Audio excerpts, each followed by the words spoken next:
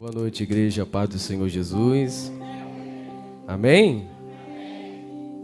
Pegue sua Bíblia, por favor. Quando a gente fica nervoso, parece que a gente desaprende a andar, falar, dá um negócio na gente, né, irmão? Livro do Gênesis, livro do começo, capítulo 2, verso de número 7.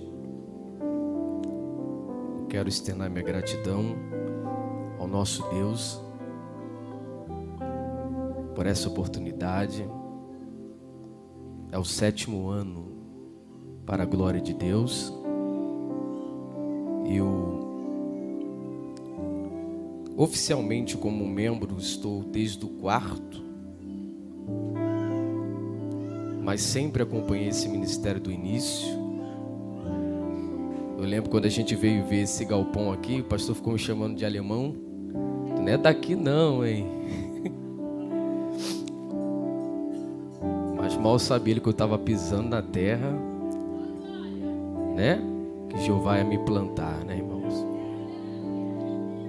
E com muita alegria, eu parabenizo esta obra, na pessoa do nosso pastor Maicon Balbino, pastora Cláudia. Irmãos, eu nunca falei isso para ele, mas tudo que foi falado aqui é verdade. Nem todo mundo acreditou nisso, nem todo mundo apostou nesse projeto. Eu sou uma das pessoas que ouvi falar isso. Quando eu disse que eu viria congregar aqui, alguém disse, mas ele é novo, você deveria ir para alguém que tem uma idade pelo menos mais extensa que a sua. Aí eu disse para essa pessoa, ele é novo, mas é experimentado. E a frase que eu gravei, porque eu disse ela, depois que eu entendi a profundidade do que eu disse, eu guardei. Eu disse, eu estou indo para crescer junto com ele. Você entendeu isso, irmão? Quem está aqui tem que crescer junto. Obrigado, pastor. Eu sou um itinerante honrado pela minha casa espiritual. O mesmo valor, talvez nem o mesmo, aqui me dão muito mais do que em muitos lugares. Que algumas igrejas assim concedem a minha vida, a minha casa espiritual, eu posso falar onde eu for, me honra também. Eu tenho um pastor que investe na minha vida, que investe no meu ministério. Muito obrigado. Eu não sei nem se ele me permite abrir isso aqui, mas quando eu prego dentro da minha igreja, sendo mesmo um obreiro da casa de Deus, um ministro, pregando em casa, todas as vezes que eu prego aqui, eu sou honrado como alguém de fora é honrado. Você pode aplaudir a Deus por isso?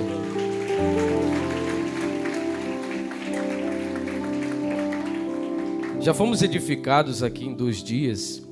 Primeiro dia a pastora Márcia pregou aqui com muita autoridade. E teve algo que ela falou que me pegou. Ela falou que na multiplicação, quando se apareceu os 5 pães e 2 peixes, se evidencia o número 7. Então aconteceu a multiplicação.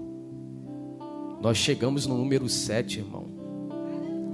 Então o que resta agora é só multiplicação. Você crê nisso, irmão? Faz alguma coisa. O evangelista Yuri ontem, com muita propriedade, também falou aqui sobre a totalidade de Deus no meio do deserto. Que palavra! E eu queria hoje falar sobre algumas provas da totalidade de Deus na existência. Esse livro ele é um pouco complicado porque a matéria dele é muito profunda e não dá para a gente falar muito. Mas eu quero na simplicidade aqui te revelar algo da parte de Deus, porque hoje está sendo ativada uma chave aqui dentro dessa obra. Eu tirei meu óculos ali porque meu rosto pegou fogo e Deus falou comigo, olha essa chave. Eu falei, Deus, o que é isso? É uma ativação espiritual que eu estou ativando nessa obra. Tem gente que vai entrar na totalidade de Deus a partir de hoje. Eu sou uma dessas pessoas. Quem é a segunda pessoa? Levante a mão e faz alguma coisa. Queria que a minha esposa estivesse aqui, mas infelizmente, ou felizmente, né, está trabalhando. Tem pessoas aqui que com muito carinho mandaram mensagem dizendo que viriam, né? Eu não vou citar nomes para não pecar, né? Porque se eu esquecer de um, já sabe como é que é, né? Então a todos vocês o meu carinho, muito obrigado. Mas eu prometo aos irmãos que serei fiel àquilo que o Senhor colocou no meu coração. Gênesis, capítulo 2, verso de número 7.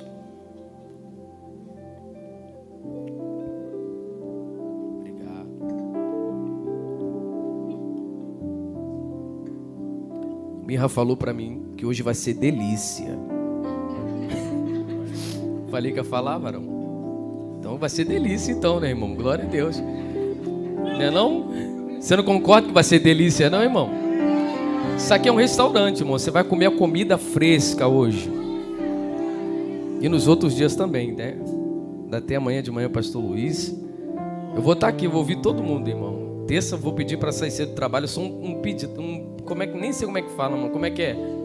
Um pedinte lá no trabalho, irmão. Todo dia eu chego cedo. Já sabe que eu sou pastor, sabe que eu prego. Então terça-feira eu tenho que estar aqui nesse encerramento. Eu quero ouvir todos. Tem coisa boa vindo aí. Vamos lá, verso 7. O Senhor Deus formou o homem do pó da terra e soprou nas suas narinas o sopro da vida, e o homem se tornou alma vivente. E o Senhor Deus formou o homem do pó da terra e soprou nas suas narinas o sopro da vida, e o homem se tornou uma alma vivente. Diga graças a Deus. No século XVIII e no século XIX, culminou-se diante de alguns segmentos a ideia da existência de Deus e da criação. O gnosticismo, o misticismo, a matéria do evolucionismo chegaram em conflitos, porque o livro de Gênesis dá muita ênfase a esse ser criador, a esse Deus que criou todas as coisas. Então, diante dessas filosofias e segmentos, como até a própria ciência tentou entender como surgiu todo o universo, se de fato Deus existe, se as coisas que foram criadas pelo mesmo que é discutido diante de todos esses segmentos. O livro de Gênesis expressa literalmente a grandeza desse Deus. Esse Deus que nós estamos aqui acreditando em sua totalidade. Eu posso pregar sobre o Deus da totalidade, mas eu não tenho condições de pregar a totalidade de Deus. São coisas distintas. Eu posso dizer que tudo que está interligado a Deus é completo, mas eu não posso aqui definir como é a essência completa de Deus. Deus é um ser imensurável. Não há homem no mundo e jamais existirá uma mentalidade humana que consiga definir quem é Deus. Então, alguns homens, vendo essa brecha que nos falta, tentaram criar algumas ideias de que esse Deus, Alquimedes, não existe. O ateísmo é um desses segmentos que afirma isso.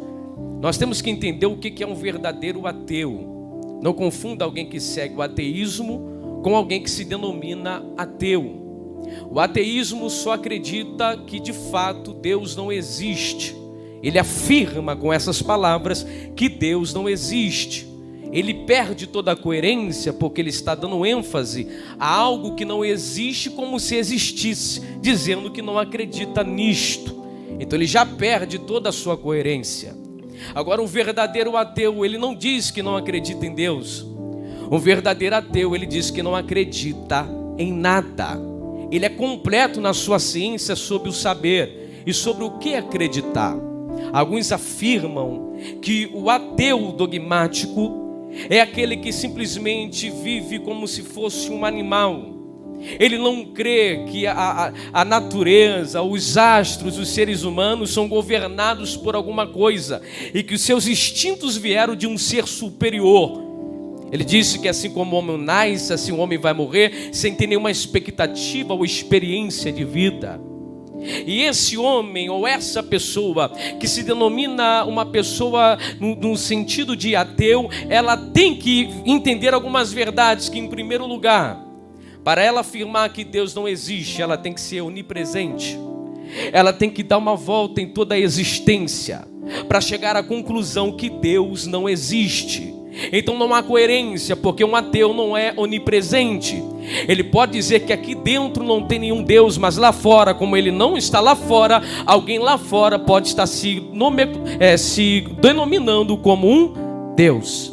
Em segundo lugar, para ele afirmar que Deus não existe, ele tem que ter ciência de todas as coisas, ou ele tem que conhecer todas as pessoas. Logo ele perde a coerência, porque se existe um ser humano que ele não existe, que ele não conhece, esse ser humano pode ser um Deus. Então, para todas as palavras usadas pelo ateu, a resposta é única: Deus não existe, Deus é e não precisa ser explicado.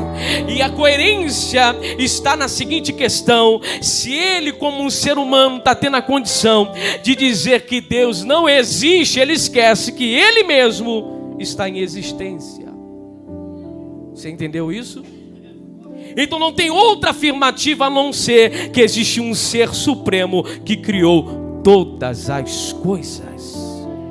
A filosofia afirma que uma pessoa, para afirmar que Deus não existe, pastor Maico, ela tem que tampar os seus olhos, porque tudo que ela vê mostra Deus. A filosofia diz que alguém, para afirmar que Deus não existe, ela tem que tampar os seus ouvidos, porque o sonido dos pássaros já afirmam que existe um Deus. A filosofia diz que um homem que quer dizer que Deus não existe, ele simplesmente tem que entrar dentro de um quarto, fechar os olhos, e mesmo assim ele não vai conseguir, porque o homem que fez aquele quarto existe, e se ele existe, alguém criou aquele homem. Então não tem como fugir da ideia, amiga, de que Deus existe. Uma vez, um grande astrônomo chamado Richard, ele teve uma incumbência complicada: convencer um amigo ateu que o universo foi criado pelas mãos de Deus. Ele recebe a notícia que seu amigo iria lhe visitar. Então ele faz uma maquete de um globo terrestre e ele coloca em um ponto dentro da sua casa que fosse visível. Quando seu amigo chegou, se assentou à cadeira com ele para conversar, e ele, abismado com a beleza daquele globo terrestre, ele vai dizer: meu amigo, eu sei que a conversa está boa, mas aquele globo ali é muito lindo. Quem foi que fez aquele globo? Aí esse homem astutamente respondeu: ninguém fez. Ele simplesmente apareceu ali. Então aquele homem levantou-se e disse: isso é impossível. Não existe nada que é material vem à existência por si só. A ele logo astutamente respondeu: você crê que é impossível essa maquete de isopor ser feita do nada, mas você não crê que todo o sistema solar, que todos os planetas, de toda a galáxia, de todo o universo, um ser não tenha criado com o seu poder? Aquele homem logo disse: de fato, agora eu entendo que tudo aquilo que foi feito é porque alguém bradou na eternidade dizendo: haja, e teve que haver. Você entendeu isso?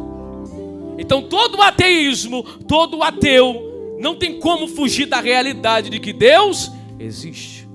O segundo segmento é o revolucionismo. Vocês conhecem, né? Aquela questão de Charles Darwin, que fala que nós viemos do macaco. Na realidade, eles afirmam que todo ser humano veio de uma bactéria que evoluiu, e a figura do macaco chegou no ápice até que se tornou, como nós somos hoje, um ser humano. Só que a ciência há pouco tempo comprovou, pegando um crânio de um homem primitivo, fazendo comparação com um crânio de um homem atual, e não houve nenhuma evolução. O cérebro com os mesmos componentes, a mentalidade da mesma forma, não houve evolução. Então a própria ciência que trabalha com provas concretas, se você levar um caso à ciência, espiritualmente falando, ela não aceita, porque ela trabalha com provas concretas. Alguns filósofos dizem que a ciência é inimigo de Deus, mas na realidade a ciência não é inimiga de Deus. A ciência é a melhor amiga de Deus. Por quê? Porque quando ela aprova, não há um ser humano na terra que duvide. E ela aprovou. Esses seres não vieram de uma revolução. Alguém criou, e do jeito que eles foram criados, eles estão até hoje. Agora posso aplicar para a tua vida. Tudo que Deus fizer na tua vida, ninguém vai poder mudar. Não, olha para alguém e diga: esse é o ano da totalidade. O que Deus está estabelecendo, pode passar os tempos, podem passar os anos, pode vir pessoa, pode ir pessoa. Deus está falando: vai ficar do jeitinho que eu fiz. Ninguém vai alterar, ninguém vai mudar o projeto, ninguém vai rabiscar naquilo que eu fiz. É na totalidade de como eu criei, vai permanecer. Terceiro, materialismo. Essa aqui é forte, irmão. Se tu não pegar isso aqui, eu vou sair correndo. O materialismo diz que a matéria, ela é autêntica, ela é eterna, ela sempre existiu, e por si só se criou. Só que ela se anula. Como pode algo que não existia criar-se? Ela já perde a coerência nisso aí. Ela afirma, e a ciência mesmo comprova que seria impossível, porque a matéria não tem um senso de organização. Olhe para cá, gente, por favor. A matéria não tem um senso de organização. E a ciência comprova que o universo é extremamente organizado. A ciência diz que se o Sol ficasse 1 milímetro mais próximo do Sol, a Terra ela não suportaria. Se ela se afastasse 1 milímetro apenas, ela congelaria. Os pontos estão nos limites certos.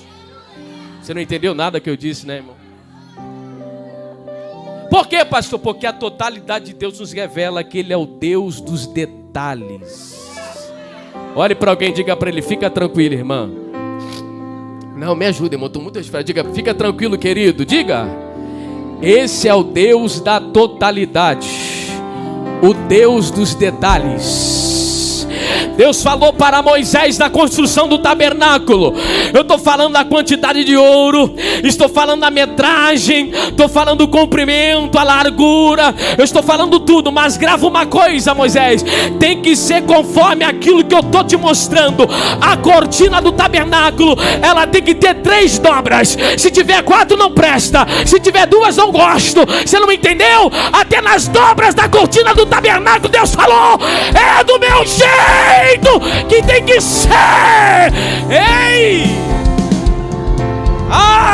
Tudo que Deus fez na sua totalidade na Bíblia não foi rápido, foi demorado, mas terminado, ficou perfeito.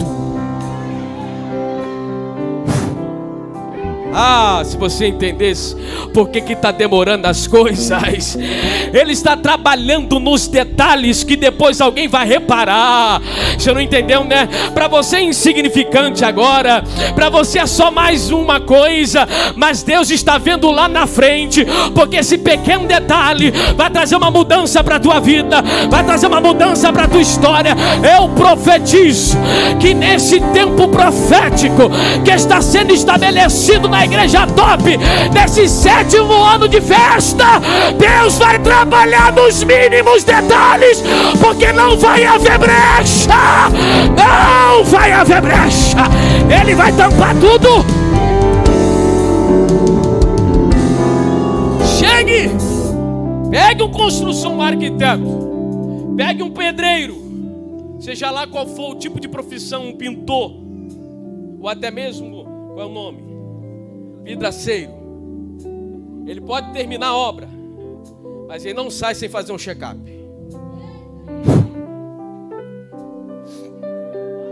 Aleluia.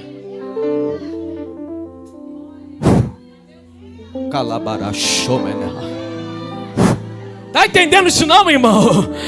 Já está até pronto.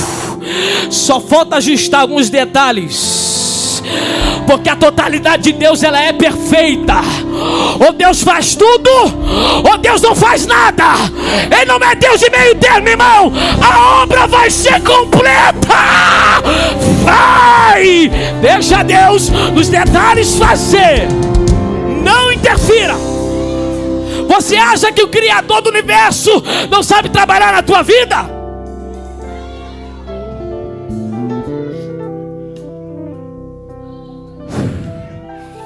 Ele tem o controle, a organização de todo o universo. Meu Deus do céu. Pega a mão de alguém, que isso aqui é o ponto principal dessa mensagem. Eu vou ser rápido. E diga para ele: Deus tem o controle do universo inteiro. Diga: Deus tem o controle do universo inteiro. Está escrito, irmão. Não é coisa da minha cabeça, não é invencionice da minha parte. Em Josué capítulo 10, no verso de número 12, está escrito lá, e depois leia na tua casa. Josué, no vale de Gibeon, disse: Senhor, os inimigos vão nos destruir. Faz o sol parar. Faz o sol parar. Faz o sol parar. E diz a Bíblia Sagrada que Deus reteve o sol no vale de Gibeon. E a Bíblia diz que uma lua escureceu totalmente aquele dia. Ele tem a ciência dos astros e o controle na sua totalidade. Para, sol, porque tem alguém clamando na terra. Oh, a Bíblia diz, leia depois se quiser, em 2 Reis capítulo 20. Ezequias, põe a tua casa em ordem. Certamente morrerás e não viverás, diz o Senhor. Ezequias disse: Senhor, lembra de quando eu andei na tua presença. Ai, estou sentindo grande aqui, irmão. Lembra de quando eu reformei a tua casa. Enquanto o profeta estava saindo, Deus deu um brado na eternidade e disse: Isaías, dá meia volta. Dá meia volta. Vai até Ezequias e diga para ele que eu acrescento 15 anos de vida. E disse o profeta para Ezequias: pega a pasta de figo, passa na úlcera. Ele disse: mas como eu saberei que Deus vai me curar, mirra? Como eu saberei? E o profeta perguntou isso aqui, pastor Michael: tu queres que o relógio de Acais adiante ou retroceda? Ai, meu Deus. Ai! Tu quer que vá pra frente a terra? Ou tu quer que eu faça a terra voltar? Jeová! Para a terra agora!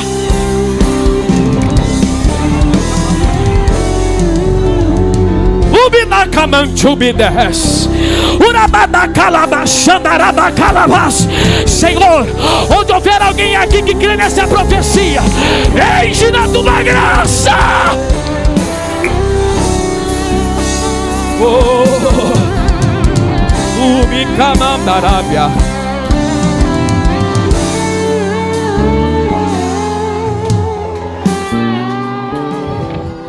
Olha, Ezequias,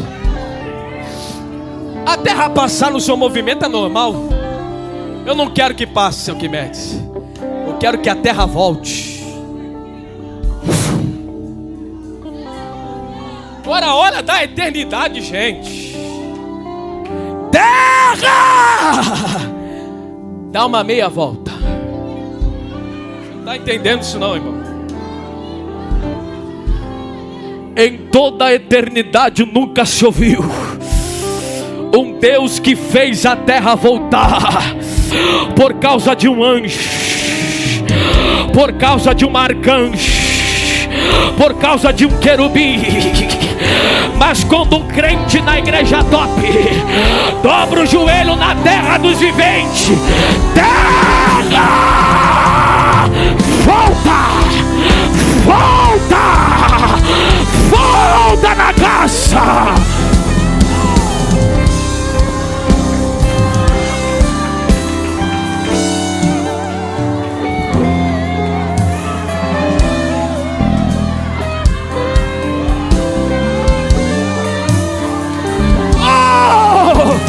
Existe uma vez espiritual aqui, irmão.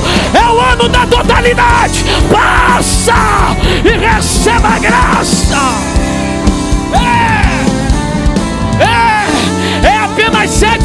irmão. Agora que vai começar o negócio. Agora que o bicho vai pegar mesmo. É agora que o negócio vai destrinchar. É agora.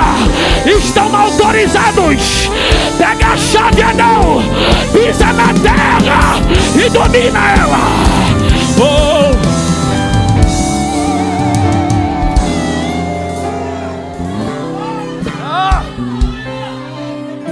Aleluia. Calabarachúria. Decamante, ergue. Quem não é batizado, fica ligado aí. Sai da carne. O ambiente está propício para a cura. O meu Deus traz à existência aquilo que o médico não tem. Eu profetizo a cura. Toda enfermidade sai agora. Receba a cura. Pega. Sai dos ossos. Sai do pulmão agora. Sai do fígado agora. Sai do rim. Sai. Recebe a cura. Como diminuir esse Deus, irmão? Eu não tenho condições de pregar sobre a totalidade dele,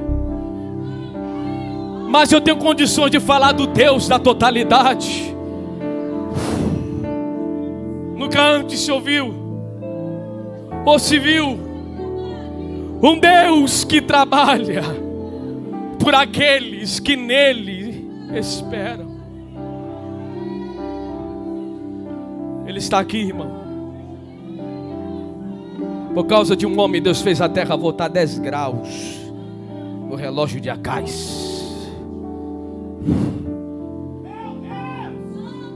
Não vai dar para pregar tudo. No princípio criou Deus os céus e a terra. E a terra era sem forma e vazia. Havia trevas sobre a face do abismo. Mas o Espírito de Deus pairava sobre a fonte das águas. Pairava aqui é movias. É princípio. Se é princípio, é sem forma, irmão. E é vazio. Nosso pastor nos ensina isso. Tudo que nasce grande é monstro. Quem olhou para a terra nesse dia, porque tinha gente vendo. Tem base bíblica? Claro que tem. A queda do querubim ungido já havia acontecido. Os seres estão tentando entender, creio eu, e eu tenho uma linha de entrada, porque o que Deus está fazendo aqui é inusitado, é novo. Na verdade, Deus sempre faz isso, né? Só que o que Ele está fazendo, Alquimedes e Júnior, é material. Coisas que os seres que estão com Ele não precisam. O homem foi a última coisa que Deus fez. Você não está entendendo? A mentalidade deles, Johnny, é essa, creio eu. Para quem está sendo feito isso?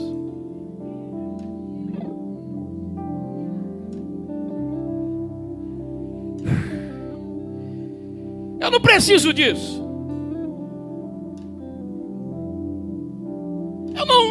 Não é cabível a nós somos acima disso.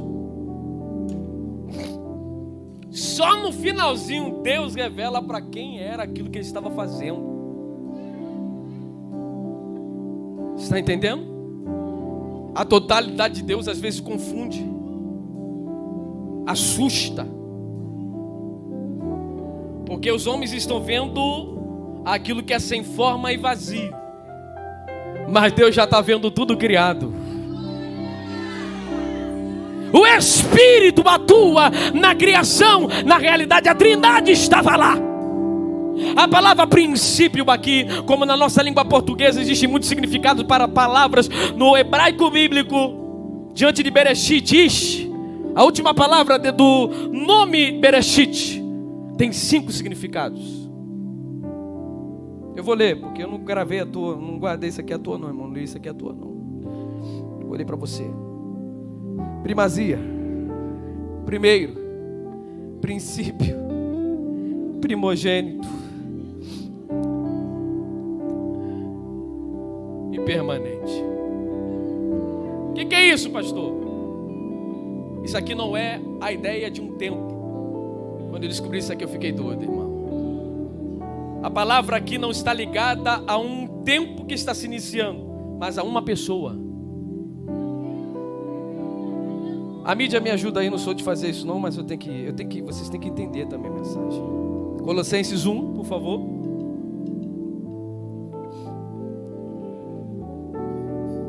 Coloca lá. Colossenses 1, do 13 em diante.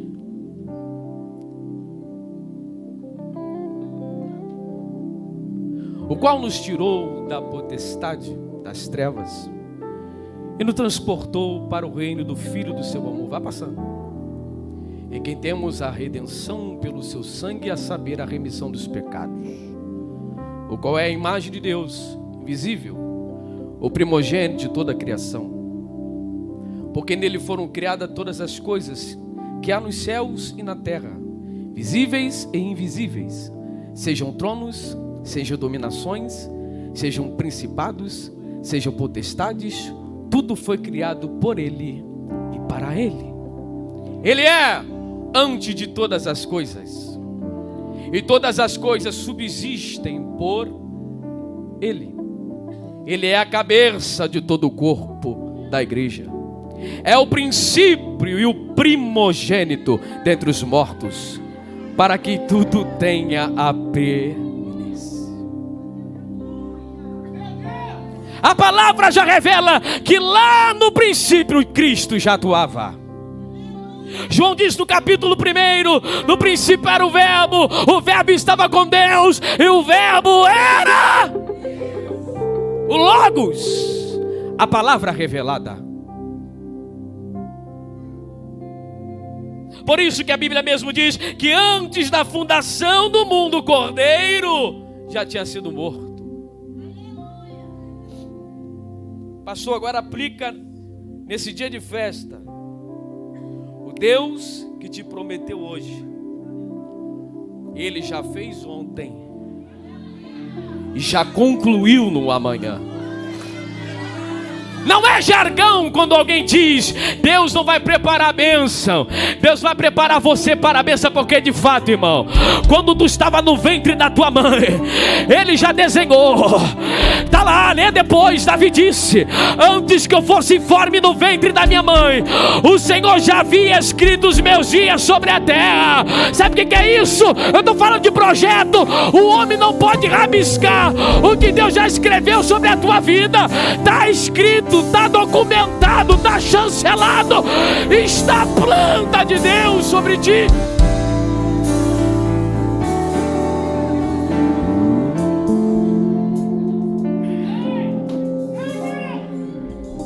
E aqui eu prego e já encerro. Existe uma verdade implícita, Joelson, nesse texto. Repita comigo: verdade implícita. Mais forte: verdade implícita. A verdade implícita, ela é derivada da verdade original explícita. Porque ela é derivada, não se perde a autenticidade de verdade, ela continua sendo verdade. A diferença é que a verdade explícita, ela precisa de um contexto. Lá em Marcos 10, no verso 9, está escrito uma verdade explícita dessa verdade implícita. Vou te explicar. Lá em Marcos 10, 9, está escrito que aquilo que Deus juntou o homem não. Aquilo que Deus juntou o homem não. Uma verdade explícita, tem um contexto, casamento. Mas a verdade implícita, ela não precisa ficar presa ao contexto. Ela só tem que se prender à verdade, à origem dela. Você pode andar na Bíblia inteira aplicando a verdade implícita.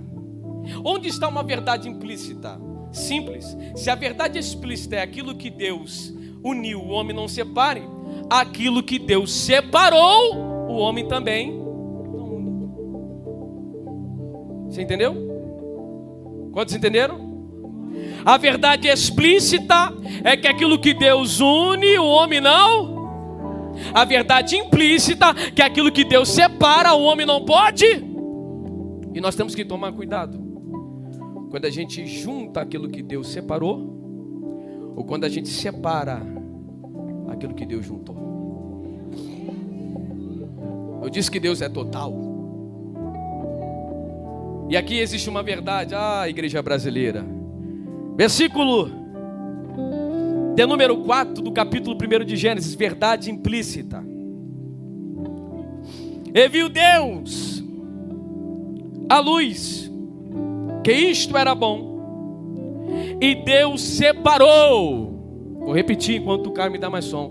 E Deus separou a luz das trevas. Agora vai doer um pouquinho. No afã de sermos aceitos, não podemos juntar aquilo que Deus separou. Luz é luz, treva é treva. O que tem de gente numa fã de ser aceito, de ser amigável, de ser incluído ou de incluir alguém, está juntando o que Deus separou. É mais fácil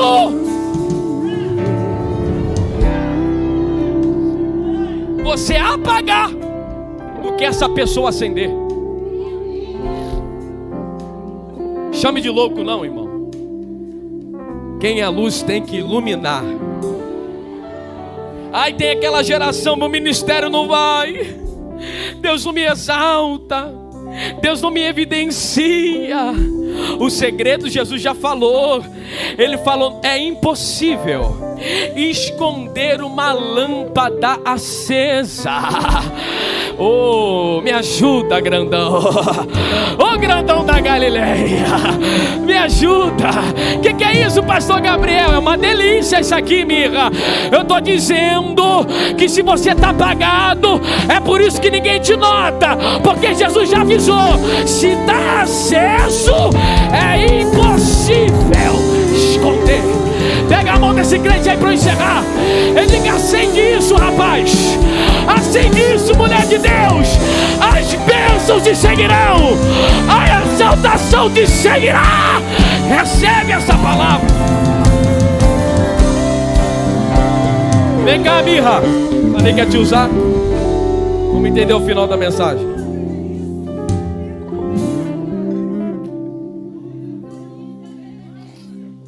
Deus criou. Caí.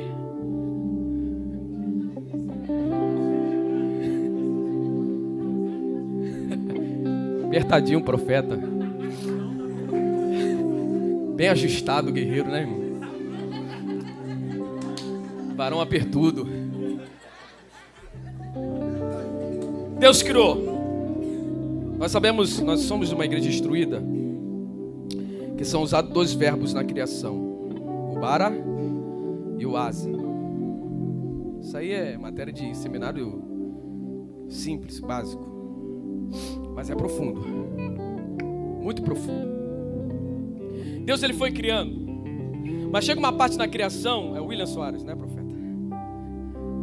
Que Deus, ele não vai usar mais o verbo bara, ele vai usar o asa. O verbo bara é trazer do que não existe. O verbo asa é trazer de uma matéria-prima. Chega um momento na criação que Deus fala assim: eu não vou agora criar em primeira mão. Terra, produza. Pode ler. Terra, produza.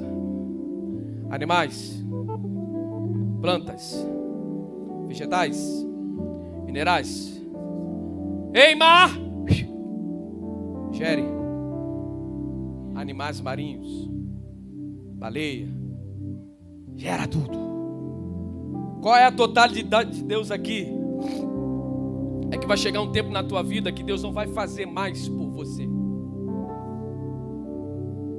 Entenda o que eu estou dizendo.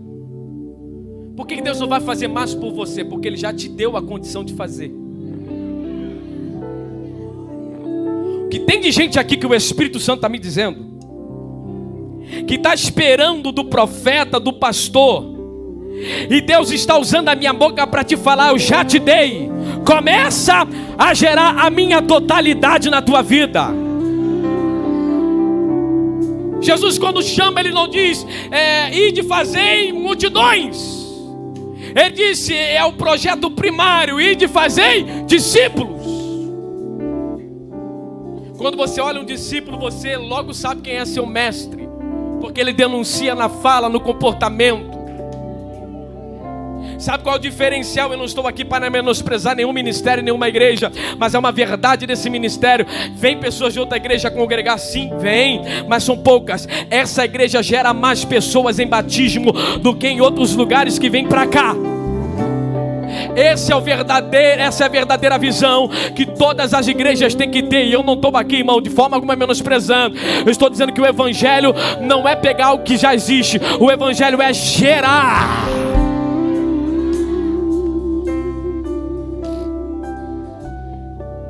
Tudo Deus criou, no 7º dia ele termina. Eu até chamei 2 professores aqui, que eu não vou falar o nome. Todo mundo já sabe mesmo, né, irmão? Porque eu tenho muito temor e respeito à palavra. Já estou encerrando. Então, gramaticalmente, eu queria interpretar um versículo da maneira correta para não ferir o texto. Porque está escrito que no 7º dia, ele no 7º termina e no 7º descansa. Minha mente deu um nó, porque a gente sempre, quando fala do 7º dia, a gente só fala que ele descansou, que eu não estou anulando, que é um dia abençoado, decretado para descanso, mas o mesmo texto, eu vou nem falar exegeticamente, porque o que eu estou aplicando é no campo da língua portuguesa, na interpretação, que não há como fugir disso, que mesmo que ele tenha descansado no 7º dia, ele terminou alguma coisa. Eu estava no trabalho, minhas pregações surgem muito no trabalho, irmão, andando no pátio, igual um doido. E eu pensei nisso, porque veio esse versículo na minha mente. Mas o que Deus fez nesse dia? E nós estamos em uma palavra profética do número 7. Deus havia de fato criado tudo, mas uma coisa ele não tinha feito, o verbo asa. Depois você lê, tem mais tempo, mas está lá no capítulo 2. E não havia chovido sobre a terra, Deus não havia feito chover, e sobria um orvalho da terra, vírgula, porque Deus não tinha feito o homem. Capítulo 6, no dia 6, ou melhor, no dia 6 do capítulo 1, ele havia criado, macho e fêmea os criou, a sua imagem os criou. É o verbo vara, criou dentro dele, tanto que Eva nem existia, mas era o Espírito.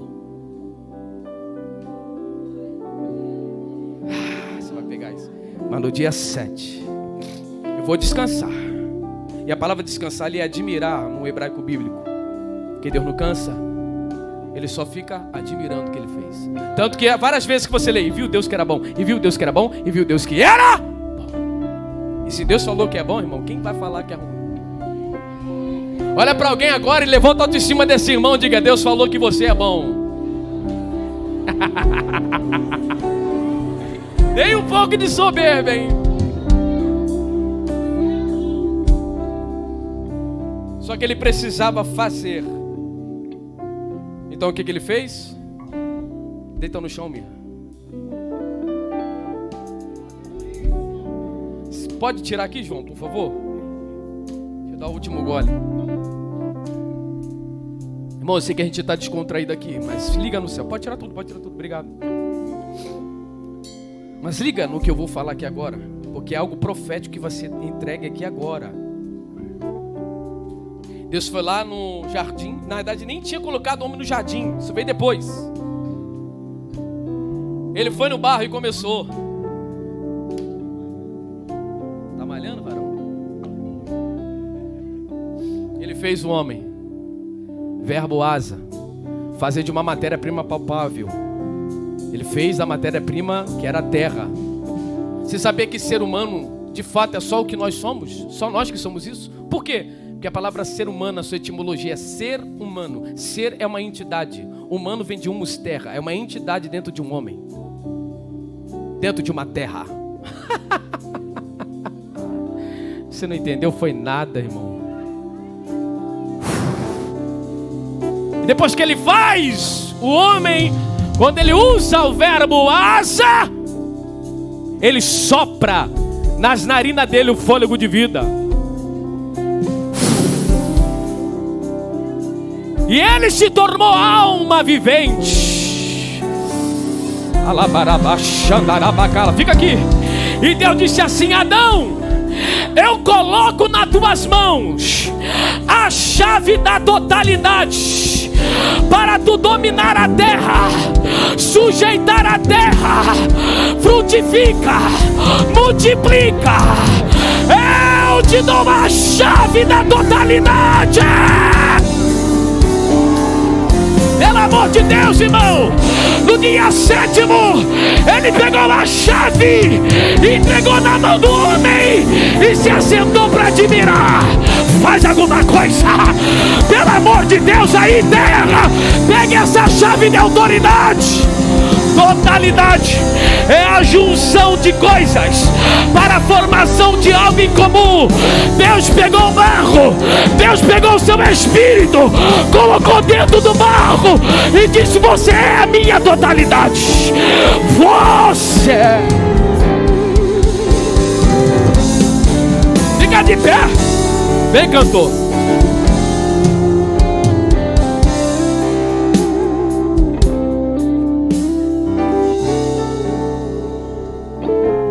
O que é totalidade? Olhe para cá. Totalidade é a junção de partes para a formação de algo em comum. Deus pega o espírito, coloca no homem, dentro do barro. Uma vez um pastor falou, eu vou dar crédito porque eu não gosto de falar coisas que é das pessoas sendo como se fossem minhas. O pastor Luiz Hermínio falou algo muito legal. Ele falou que Deus tirou o homem dele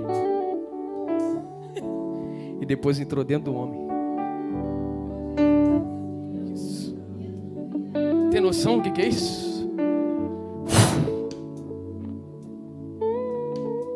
Aí vem o Espírito, é em Atos 2. Agora eu entro.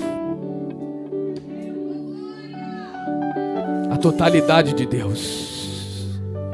Deus falou para Adão: domina, sujeita a terra a tua autoridade. Eu disse que uma chave seria acionada aqui hoje.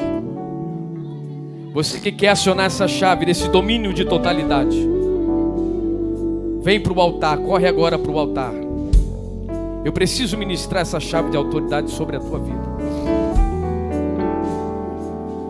Pode dar lugar, profeta.